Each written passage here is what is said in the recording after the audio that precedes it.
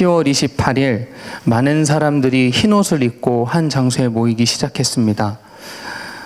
그리고는 뜨겁게 큰 목소리로 어떤 종교적인 행위를 했는데요. 흡사 찬양의 소리와도 같았습니다. 근데 밖의 분위기는 사뭇 달랐습니다. 그 안에 모여있는 사람들의 가족들이 밖에 서 있었고, 그리고 많은 취재진들이 몰려들었습니다. 무슨 일이 있었을까요? 우리 친구들이 태어나기 전 일이라 잘 모르겠지만 저도 마찬가지입니다.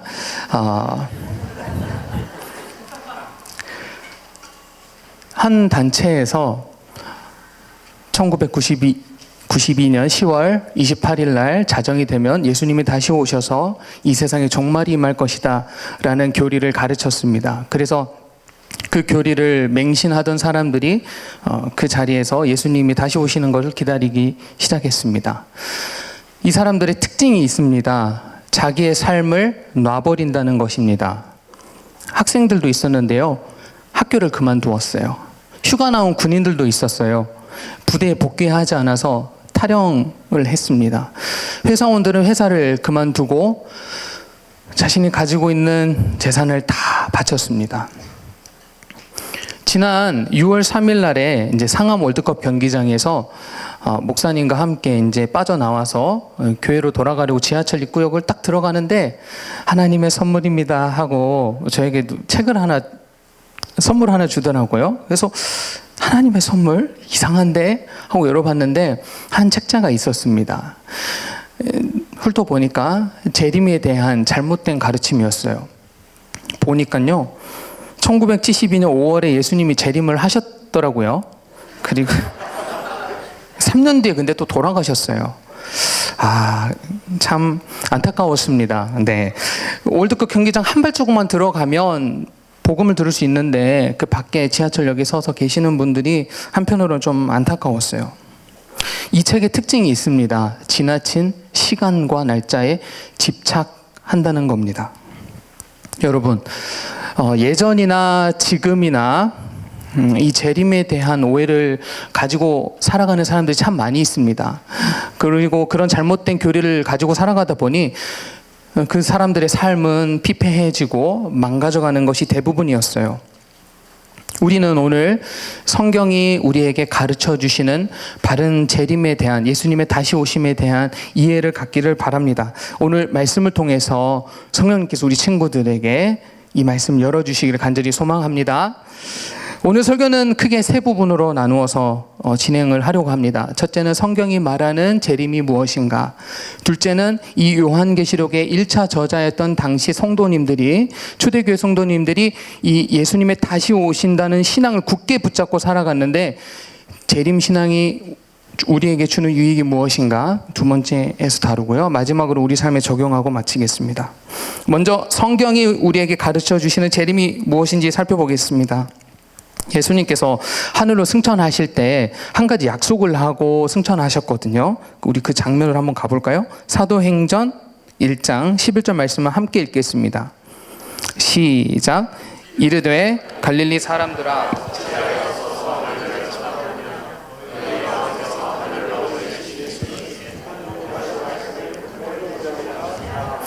아멘. 예수님의 다시 오심에 대해서 간략하게 6가지로만 정리하고 넘어가겠습니다. 첫째, 예수님 자신이 다시 돌아오십니다. 다른 누군가가 오는 게 아닙니다. 우리를 사랑하셔서 십자가에 달려 죽으시고 부활하신 그 주님이 다시 오시는 겁니다. 둘째, 예수님은 부활하신 영광스러운 몸을 입고 오십니다.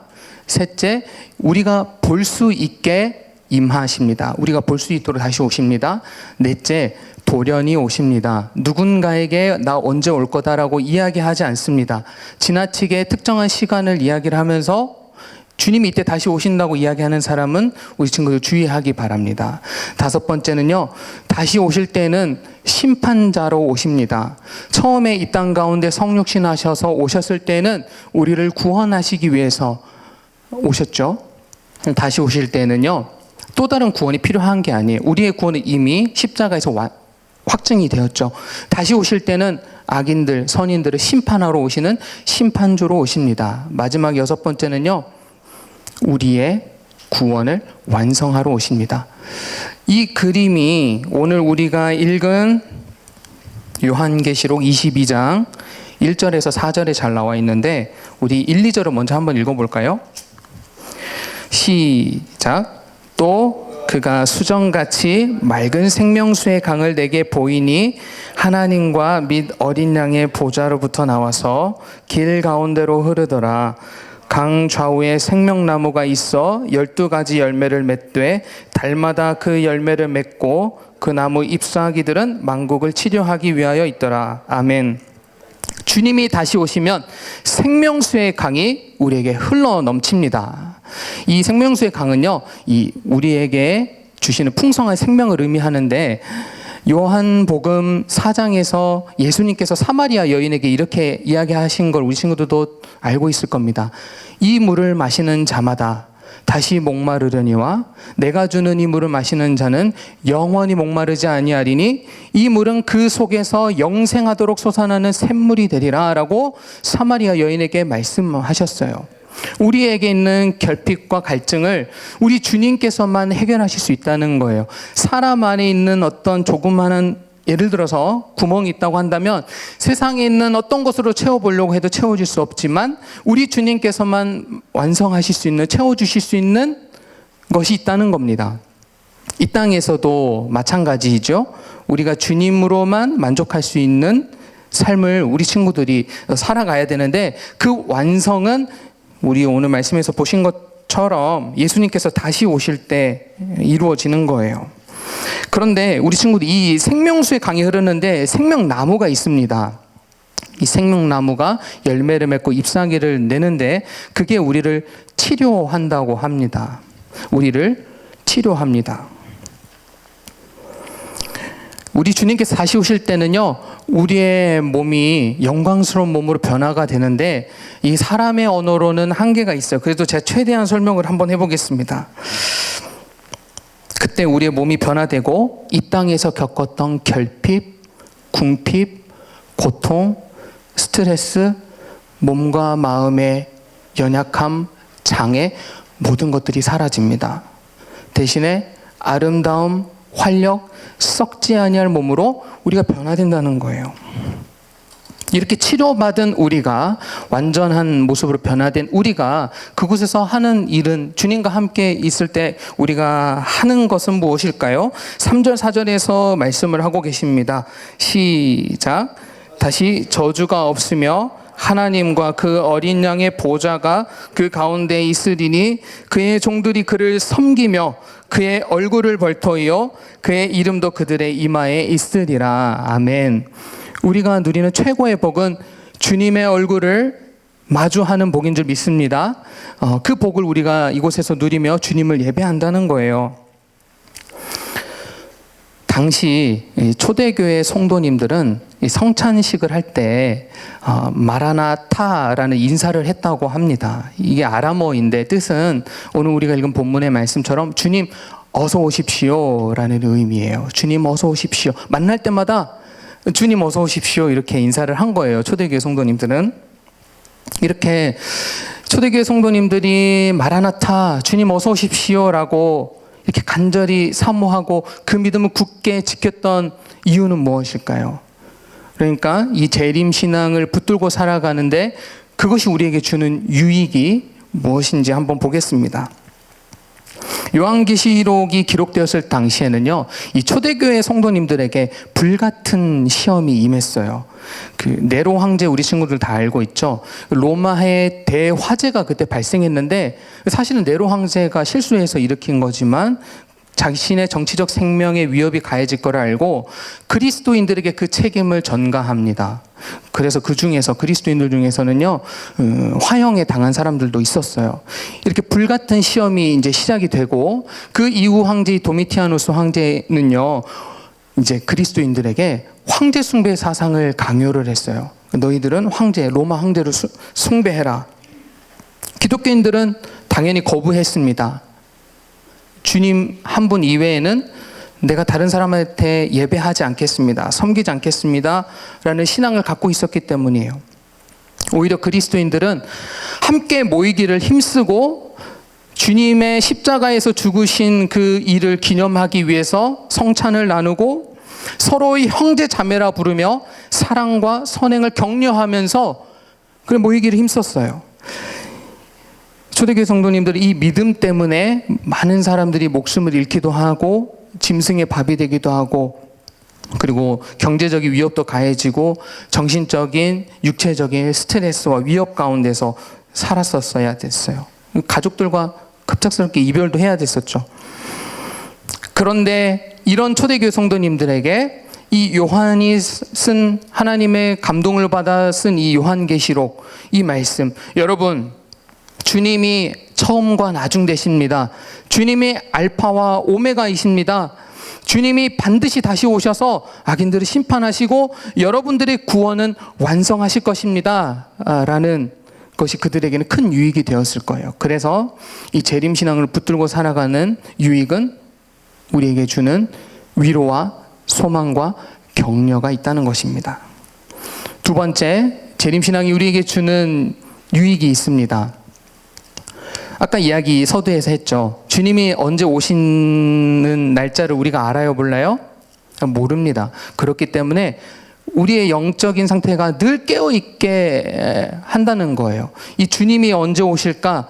주님이 다시 오심을 늘 붙들고 살아가는 사람은 영적으로 잠들어 있지 않습니다. 이 세상이 전부라고 생각하지 않고 먹을 것, 마실 것, 입을 거에 초점을 두고 거기에만 함몰되어 살아가지 않기 때문입니다. 우리 누가복음 12장 29절에서 30절 말씀 한번 읽어보겠습니다. 시작. 너희는 무엇을 먹을까 말며 근심하지도 말라. 이 모든 것은 세상 백성들이 구하는 것이라. 너희 아버지께서는 이런 것이 너희에게 있어야 할 것을 아시느니라. 그리고 나서 이렇게 계속 이야기하십니다. 35절 말씀 시작. 허리에 띠를 띠고 등불을 켜고 서 있으라. 너희는 마치 그 주인이 혼인집에서 들어와 문을 두드리면 열어주려고 기다리는 사람과 같이 되라. 계속이요. 주인이 와서 깨어 있는 것을 보면 그 종들은 복이 있으리로다. 내가 진실로 너희에게 이르노니 주인이 띠를 띠고 그 종들을 자리에 앉히고 나와 수종을 들리라. 주인이 혹 2경에나 혹 3경에 이르러서도 종들이 그같이 하고 있는 것을 보면 그 종들은 복이 있으리로다. 너희도 아는 바니 집 주인이 만일 도둑이 어느 때에 이를 줄 알았더라면 그 집을 뚫지 못하게 하였으리라. 그러므로 너희도 준비하고 있으라. 생각하지 않은 때에 인자가 오리라 하시니라. 여러분, 먹을 것, 마실 것, 입을 거는 세상 사람들이 집착하는 거라는 거예요. 여러분들에게 누가 있다고 말씀하십니까? 하나님 아버지가 있는 삶을 살고 있다고 이야기를 하세요. 아버지가 있는 삶이에요, 여러분. 우리가 이 땅 가운데 살아가고 있는 삶은요, 결코 홀로 살아가는 삶이 아니라 하나님 아버지가 먹을 걸 책임져 주시는 그런 삶을 살고 있다고 이야기를 하시면서 그러므로 깨어 있으라고 이야기를 하세요. 언제 올지 모르니까. 우리의 마음이 거기에만 함몰되어 살아갔다면 이제 그 마음을, 그 시선을 돌이켜서 주님을 바라보고 살아가는 거죠. 그 다음에 주님께서 어떻게 살아가야 되는지 조금 더 구체적으로 이야기를 해주시는데요. 계속해서 42절의 말씀 읽어보겠습니다. 시작. 주께서 이르시되 지혜 있고 진실한 청지기가 되어 주인에게 그 집 종들을 맡아 때를 따라 양식을 나누을 자가 누구냐. 주인이 이를 때에 그 종이 그렇게 하는 것을 보면 그 종은 복이 있으리로다. 아멘. 주님이 언제 다시 오실지 모른다는 이 메시지는 초대교회 성도님들이 영적으로 깨어있게 했습니다. 사랑하는 여러분, 우리는 예수님께서 십자가에 달려 죽으시고 부활하시고 승천하신 이후 그리고 다시 오시기 전 이 사이를 살아가고 있습니다. 이미 우리에게 구원은 임했지만 아직 완성되지는 않았어요. 우리에게는 여전히 예수 그리스도의 온전한 제자로 성장해 나가야 될 믿음의 싸움, 믿음의 여정이 우리 앞에 놓여 있습니다. 이 모습 이대로 주님 만날 수 없잖아요. 말씀으로 단장해야 됩니다. 신부답게. 그 거룩을 향한 믿음의 여정이 우리 앞에 놓여 있는 거예요. 때로는 그렇다 보니까 이 경주를 하다 보면요, 이 달려가다 보면 때로는 넘어져서 무릎이 깨지기도 하고 팔에 피가 나기도 합니다. 눈물 나는 일도 있죠. 때로는 오물을 뒤집어 쓰고 흙탕물에 들어가 있을 때도 있습니다. 아직 우리가 완전하지 않기 때문에 그렇습니다. 여러분, 그리고요, 우리가 또 때로는 살아가다 보면 예수님을 믿지만 여전히 우리 가운데는 육신의 연약함, 때로는 우리 몸에 감기가 찾아오는 것처럼 내 마음에도 불쑥 감기가 찾아와서 내가 나조차도 어떻게 여기서 나를 이 굴레에서 꺼내볼 수 없는 그런 우리에게 어려움이 닥치기도 해요. 그런 마음을 가지고 우리 예배 자리에 그 마음들 다 가지고 나왔잖아요. 관계의 어려움을 겪기도 합니다. 여전히 이렇게 우리 삶에는, 이 사이를 살아가는 우리에게는 해결할 수 없는, 우리의 힘으로 스스로 해결할 수 없는 인생이 주는 짐들이 있습니다. 그런데 오늘 우리 친구들 요한계시록이 우리에게 말씀하시는 말씀 듣기 바랍니다. 나는 처음과 나중이다. 알파와 오메가다. 내가 너희에게 믿음을 주어서 이 믿음의 경주를, 믿음의 여정을 시작하게 했으니 그 믿음의 여정을 마치고 완성하는 일도 내가 할 것이다 라고 반복해서 주님께서 우리에게 이 요한계시록을 통해서 이야기를 해주시고 계시는 거예요. 히브리서 12장 2절의 말씀 함께 읽어볼까요? 시작.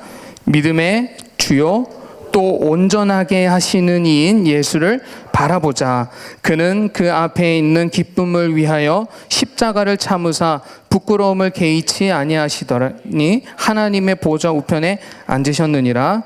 아멘. 여기서 주님을 바라보라 라고 했어요. 주님을 바라보라 할 때는요, 그냥 하늘에 구름이 가는구나 라고 이렇게 바라보라는 그런 동사가 하나님께서 이 성경 기록하셨을 때 쓴 게 아니더라고요. 마치 벽에 못을 쾅 하고 박는 것처럼 fix on, 하나님께 시선을 고정해라. 이게 우리의 믿음의 여정, 이 주님이 다시 오심을 기다리는 우리의 삶의 태도를 가르쳐주고 계시는 거예요. 다시 오실 신랑이신 예수님께 우리의 시선을 떼지 말라는 겁니다. 주님께 시선을 고정하라는 거예요. 우리 인생의 모든 스케줄을 다시 오실 주님에게 맞추어서 사라는 말씀입니다. 이게 우리 앞에 놓여 있는 이 믿음의 경주를 감당하는 자의 모습입니다. 여러분, 이 예수님이 누구라고 이 히브리서에서 말씀하시죠? 그 앞에 있는 기쁨을 위하여 십자가를 참으사 부끄러움을 개의치 아니하시더니 하나님의 보좌 우편에 앉아 계신다고 하세요. 예수님께서는요, 하나님의 뜻을 이루시기 위해서라면 십자가의 부끄러움을 이겨내셨어요. 하나님의 뜻은 우리 친구들 한 명 한 명을 구원해내시는 일이었습니다. 우리 친구들을 구원하시기 위해서 그 십자가의 부끄러움을 참으셨어요. 요즘 시대는 처형 방법 중에 이 십자가가 없는 것으로 알고 있습니다. 로마 시대에는요, 이 당시에는 이 십자가의 형벌은 가장 극악무도한 죄수에게 가해진 형벌이었습니다. 가문의 수치였습니다. 신명기 말씀에서도 이 십자가에, 이 나무에 달린 자마다 하나님께 저주를 받은 자라는 말씀이 있을 정도로 이 십자가는 저주의 상징이요 가장 극악무도한 죄인에게 가해졌던 형벌입니다. 엄청난 육체와 또 영적인 고통이 우리 주님이 겪으신 고통이었어요. 하나님과 단절을 겪으신 그 고통이 우리 주님을 가장 힘들게 하셨던 거죠. 그렇기 때문에 우리 친구들이 인생 여정에 경험한 모든 고통을 우리 주님이 다 알고 계십니다. 그 주님이 여러분의 고통을 다 알고 계시고 순간순간마다 불쑥불쑥 찾아오는 아직 완성되지 않은 사람들이기 때문에 우리가 겪는 인생의 모든 어려움들을 주님이 알고 계신다는 거예요. 주님이 알고 계신다는 건 단순히 머리로만 아신다는 게 아닙니다. 오늘 히브리서 말씀 보니까 하늘 보좌 우편에 앉아 계신다고 합니다. 여러분과 함께 하신다는 거예요. 다스리고 계신다는 겁니다. 때로는 무릉덩이에, 흑응덩이에 우리 친구들이 첨벙하고 빠져들 때도 있을 수도 있지만 그 가운데서 우리 주님 기다려 주신다는 거예요. 오래 참아서 이제 가자, 일어나자라고 얘기하신다는 거예요. 이 오래 참으심과 우리 주님의 그 넓은 우리 친구들 향한 사랑을 오늘 말씀을 통해서 가르쳐주고 계시는 겁니다. 그래서 우리 친구들, 우리의 구원을 완성하실 우리 주님 한 분만을 바라보는 우리 친구들이 되기를 바랍니다. 그래서 예수님께서 다시 오셔서요, 우리 친구들이 가장 먼저 하시는 스킨십이 뭔지 알고 있나요, 우리 친구들? 요한계시록 21장 4절의 말씀을 다 같이 읽어보겠습니다. 시작. 모든 눈물을 그 눈에서 씻기심에 다시 사망이 없고 애통하는 것이나 곡하는 것이나 아픈 것이 다시 있지 아니하리니 처음 것들이 다 지나갔음이로라. 아멘. 마지막 적용하겠습니다. 사랑하는 여러분, 그렇다면 우리는 주님께 시선을 고정한다는 건 구체적으로 어떤 모습으로 표현이 되어야 될까요? 첫째는 모이기에 힘쓰는 친구들이 되기를 바랍니다. 은혜의 자리를 사모하는 우리 친구들이 되기를 바랍니다. 히브리서 10장 24절에서 25절의 말씀은 이렇게 이야기합니다. 제가 읽겠습니다. 서로 돌아보아 사랑과 선행을 격려하며 모이기를 패하는 어떤 사람들의 습관과 같이 하지 말고 오직 권하여 그날이 가까움을 볼수록 더욱 그리하자. 아멘. 여러분, 예수님이 오실 날이 점점 가까워오고 있어요. 이런 때일수록 모이기에 힘쓰는 우리 친구들이 되기를 바랍니다. 예배의 자리를 소중히 여기는 우리 친구들이 되기를 바랍니다. 초대교회 성도님들은 이 예배의 자리를 지키기 위해서 때로는 목숨까지도 내어놓으셨어요. 그런 자리예요. 여러분들이 있는 이 예배의 자리는 소중히 여기는 우리 친구들이 되기를 바랍니다. 마라나타를 외치면서 주님 다시 오십시오. 인생에 짊어진 모든 짐들을 다 가지고 와서 보좌에 계신 우리 주님께 다 풀어놓는 거예요. 옆에 있는 친구들 바라보면 좀 부끄러우니까 한번 선생님과 친구들 한 마음속으로 한번 생각해 보세요. 인생에서 거룩을 향한 싸움을, 믿음의 여정을 살다가 한 주 동안 그 짐들을 가지고 살다가 온 친구들입니다. 사랑과 선행으로 격려하세요. 두 번째 적용입니다. 주님께서 보낸 자리에 청지기로서 충성하는 친구들이 되기 바랍니다. 내게 주신 건강, 내게 주신 재능, 내게 주신 신앙, 내게 주신 시간, 이걸 가지고 주님이 여러분들을 보낸 삶의 자리에서 충성스럽게 감당하기 바랍니다. 사람에게 하듯 하지 말고 주님께 하는 친구들이 되기를 바랍니다. 킬러 문항이 없어져도 괜찮아요. 사랑하는 여러분, 흔들리지 말고 견실하며 주님께서 맡기신 자리에, 맡기신 일에 충성스럽게 감당하세요. 주님 안에서 결코 헛된 일은 없습니다. 이 삶이 주님의 다시 오심을 기다리는 참된 하나님의 자녀의 삶, 하나님께서 기대하시는 삶입니다. 우리 함께 찬양하겠습니다.